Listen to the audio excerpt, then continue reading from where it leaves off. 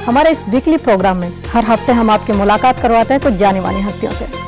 आपको जमीन चाहिए तो इतना आपका पैसा बनता है, आप इस भाव से सरकार आपको जमीन दे देगी।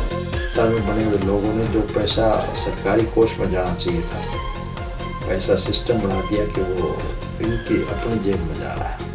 मैं समझता हूँ कि मेरा उद्देश्य केवल एक ही है कि हमारा जो हरियाणा है वो तरक्की करे। तो मुझे एक पीड़ा बहुत सताती है, वो ये कि मैं अपने बच्चों की पार्ट ऑफ ग्रोइंग अप नहीं रहा। आदमी के पास एक ऐसी हॉबी होनी चाहिए जिसको कभी भी प्रोफेशन में कन्वर्ट कर सकता है। कि ये जो कांग्रेस पार्टी है ये ही हमारी सारी समस्याओं की जड़ है। ये उनकी सोच है जो क्रिकेट एडमिनिस्ट्रेटर हैं, जो क्रिकेट को संभाल रहे हैं। शायद उनकी सोच हमारी सोच से अलग है। जिस सोच पे चलते हैं ना कि अगर भी हम इससे डरेंगे तो कुछ कर नहीं पाएंगे लाइफ में।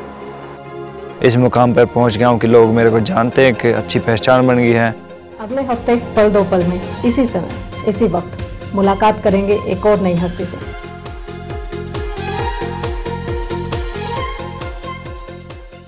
नमस्कार, रूबरू टुडे के वीकली शो पल दो पल में आपका स्वागत है।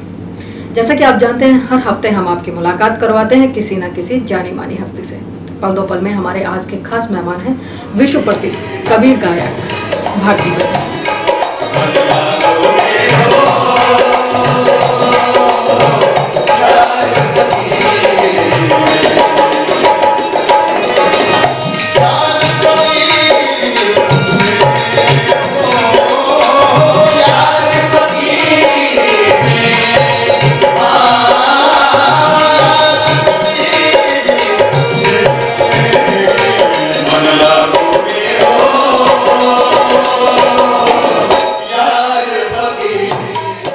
भारती जी, आपका हमारे शो में बहुत बहुत स्वागत है। आपने कबीर गायन शैली को ही क्यों अडॉप्ट किया गायकी के लिए? कबीर एक ऐसी शख्सियत है, कबीर एक ऐसा विचार है जिसमें द्वेष नहीं है, जिसमें वैमनस्यता नहीं है, जिसमें मैं कहता हूँ सिवाय मानव प्रेम, मानव कल्याण, विश्व कल्याण, विश्व शांति के अलावा कोई दूसरी बात नहीं। इसलिए कबीर को मैंने नहीं, कबीर ने मुझे इंतखाब कर लिया। ये उसका एहसान है, ये कर्म है ये। और कबीर गायकी में हमने एक अपने स्वयं की शैली का निर्माण किया है, जिसको भारतीय बंधु कबीर गायन शैली कहते हैं। देश के बड़े बड़े विद्वानों ने इसको सराहा है, पसंद किया है। और कबीर को गा के हमको बहुत सुख मिलता है, बहुत खुशी मिलती है। और हमारे कबीर गायन से लोगों को भी बहुत अच्छा लगता है। क्या है, कबीर चेतना जगाने की बात करते हैं। कबीर में एक कंबशन है, कबीर में एक टेम्पो है। तो एक झकझोरने वाली बात हो तो उसकी प्रेजेंटेशन भी वैसी होनी चाहिए। तो वो अब जैसे एक है, मैं आपको एक बात बताना चाहूंगा कि कबीरा सोई पीर है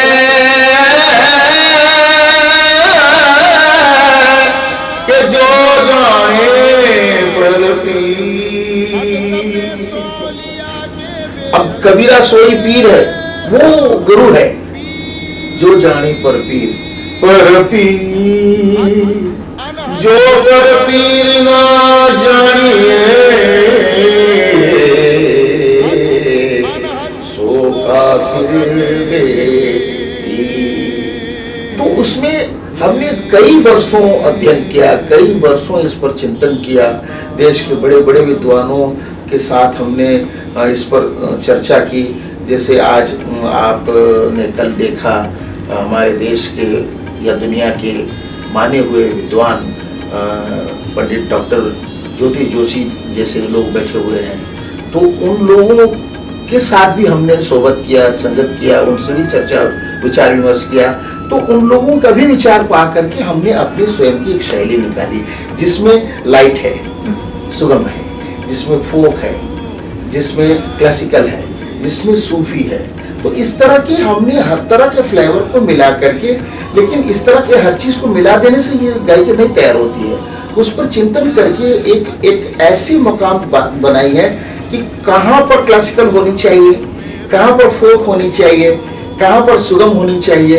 तो ये सारी चीजें हमने करी है और ईश्वर की कृपा से ये गायकी जो है हमारे कई पुश्तों से चली आ रही है, हमारे एंसेस्टर में है।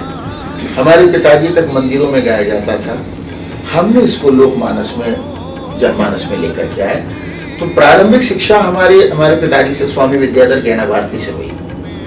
फिर उसके बाद मैंने विधिवत क्लासिकल की तालीम उस्ताद आशिक अली खान साहब, सरंगी निवास किराना घराना, बहुत बड़े उस्ताद हुए हैं दिल्ली में, वो उनका विशाल हुआ, उनसे मैंने तालीम ली। फिर सूफी, जो आजकल सूफी कुछ चल रहा है, सब अपने अपने तरह से खुश हो रहे हैं। मैंने विधिवत 15 साल तक महफिल सिमा, जो खास सिमा महफिल जिसको बोलते हैं, महफिल सिमा जो प्योर सूफी होती है, वो 15 साल विधिवत सीना व सीना उस्ताद हाजी ईद अली शाह चिश्ती से हमने सीखा है। तो ये बस इस तरह से लोगों का प्यार मिलता गया, स्नेह मिलता गया, दुआएं मिलती गई और भारतीय बंधु इस तरह से होते गए।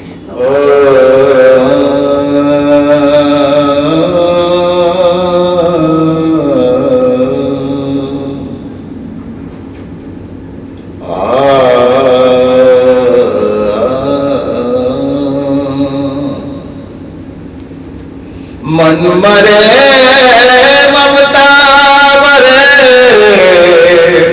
मर मर जाए शरीर, आशा तृष्णा ना मरे, और कह गए साहिब कबीर। एक साखी है, दूसरी साखी देखिए जो बिरहन साजे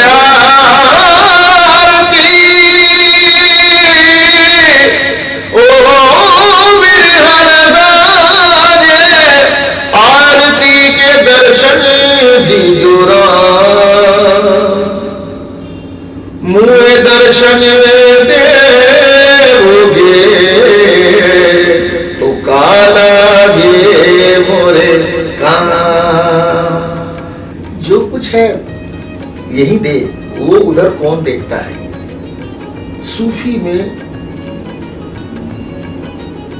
एक शेर सुना रहा हूं आपको। अश्कों से वजू, अश्कों से वजू और खूने जिगर से गुस्ल करे,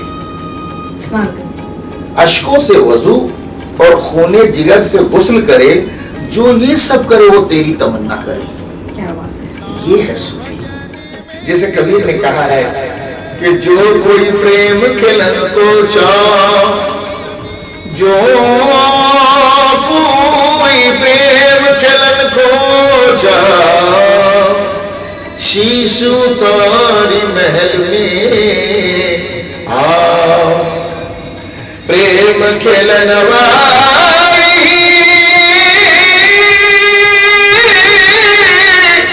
प्रेम खिलन वाली जिसे मैं तुझे देखूं तू मोहे दे।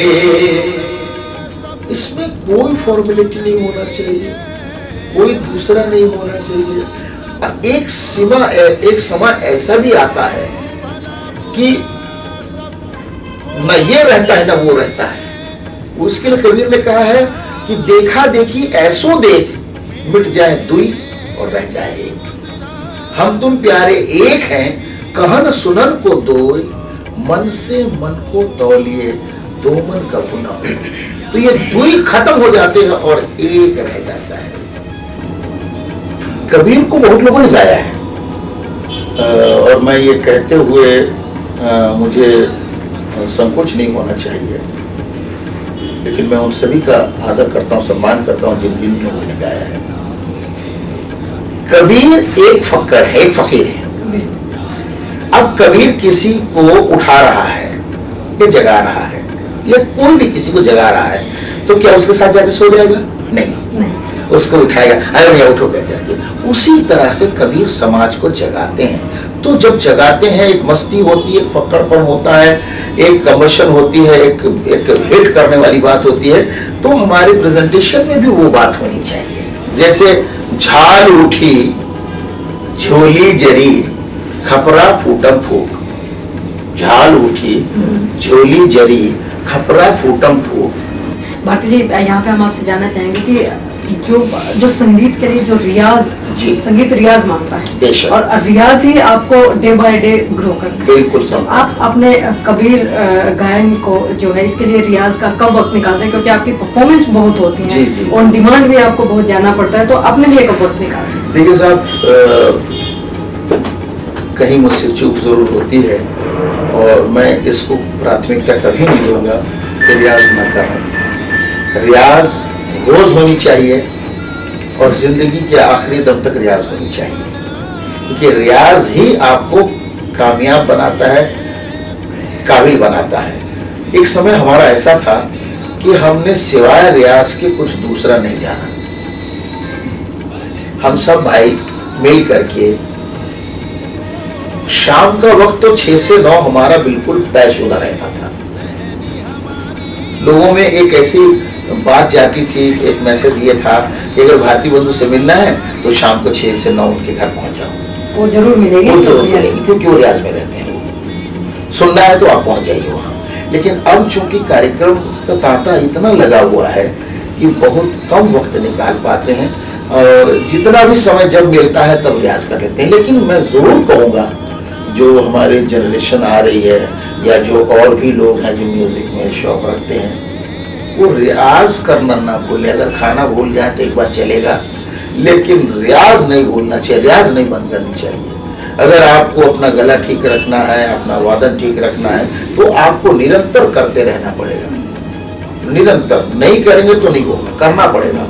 तो भारती जी, एक गायक के लिए उसका गला सबसे ज्यादा इम्पोर्टेंट होता है, अति क्योंकि गला बेहतरीन है तो गायकी होगा बिल्कुल बिल्कुल। तो अपने गले के लिए कुछ स्पेशल ट्रीटमेंट लेते हैं? जी नहीं, बिल्कुल नहीं। हमारे बुजुर्गों ने हमको जो रास्ता बताया, जो तौर तरीका बताई, हम उस पर करते चले गए, उसको अमल करते चले गए। इसके लिए बुजुर्गों ने जो आपको रास्ता बताया है, उसके साथ साथ आपको बड़े अनुशासित रहना पड़ेगा, बड़े संयमित रहना पड़ेगा और आपको शीलवान रहना पड़ेगा।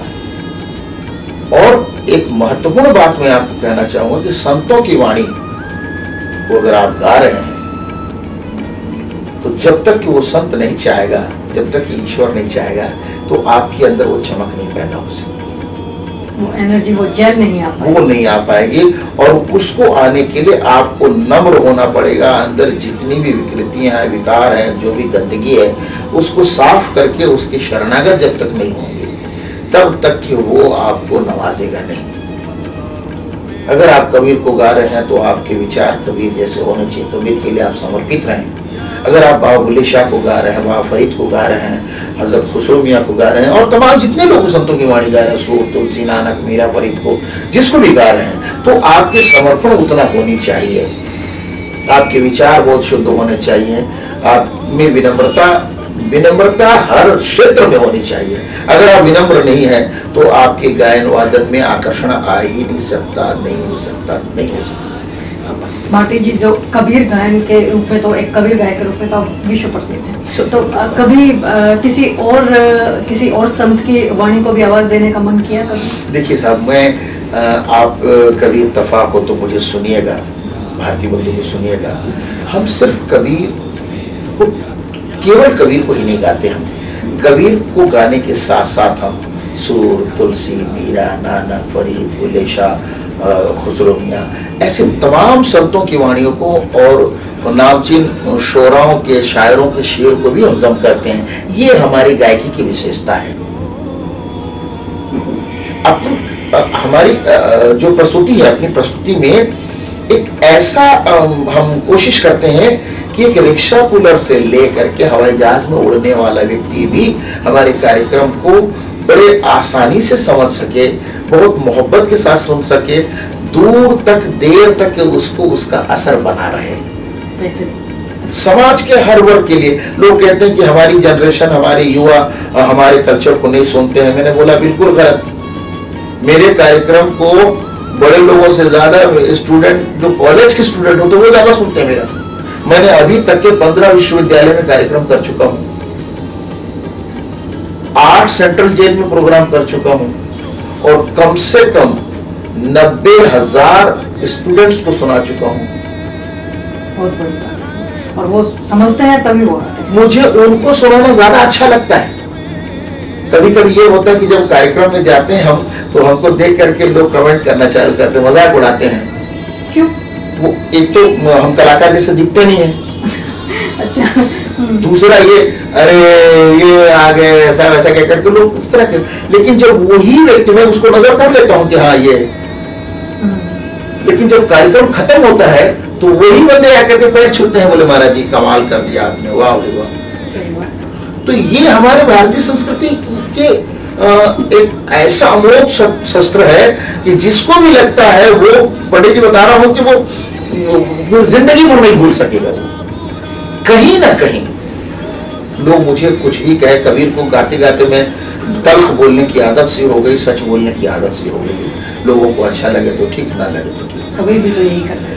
कहीं ना कहीं ये जो हमारी जो न्यू जनरेशन जो बिगड़ रही है ना, इनके पीछे कलाकार भी जिम्मेदार है कि हमने उनका ध्यान नहीं रखा। हमारे यहाँ इतना कुछ है कि वो क्यों नहीं आएंगे। आप उनको लाइए तो उनको मर्ज को भी तो समझो, उनको वो दो जो वो चाहते हैं, तो वो क्यों नहीं? और उनको इतना आप अपनी तरफ रुजू कर दीजिए कि दूसरा तरफ क्यों जाएंगे वो, क्यों जाएंगे वो।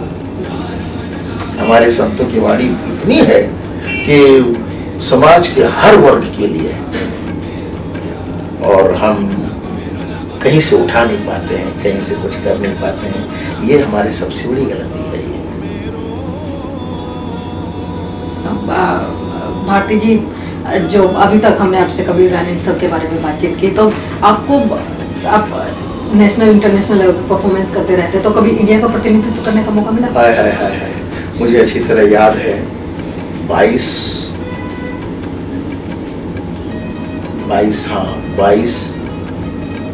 मई को है शायद, 22 मई या 22 जून 2006 को भारत सरकार और यूपी सरकार के संयुक्त तत्वाधान में एक अंतर्राष्ट्रीय सूफी समारोह का आयोजन लखनऊ में हुआ था। तो उसमें भारत से इस नाचिस का नाम मुंतखब किया गया। ईश्वर ने ऐसी लाज रखी कि अखबार वालों ने लिखा था कि पहले दिन के कार्यक्रम की भरपाई कर दी भारतीय बंधुओं ने। लोगों को ताज्जुब होने लगा कि हमारे भारत में हमारे भारतीय कलाकार ऐसे भी हैं। उस हॉल में जितने लोग बैठे थे, दूसरे दिन हमारा कार्यक्रम था 21-22 2 दिन का, ऐसा कोई शख्स नहीं होगा जो वहां पे झूम नहीं रहा था, खड़े होकर सब नाच रहे थे। ये ईश्वर ने लाज रखी। और मैं शिकायत नहीं करता हूँ सरकार से। आज 45 साल हो गए मुझे गाते हुए, लेकिन अफसोस कि किसी सरकार को, किसी संस्था को मैं किसी भी सम्मान के योग्य नहीं पाया गया। तो ये मेरा दुर्भाग्य है कि मैं सम्मान लेने लायक नहीं रहे, उनके सामने पेश नहीं हो पाया मैं। ये कहीं ना कहीं मुझसे चूक हुई है। 45 साल से गा रहा हूँ और 30 साल से तो निरंतर गा रहा हूँ, और एक इतना बड़ा सब्जेक्ट कबीर को हम जिस अंदाज में गाते हैं, पूरी दुनिया में कोई इस तरह से नहीं गाता है।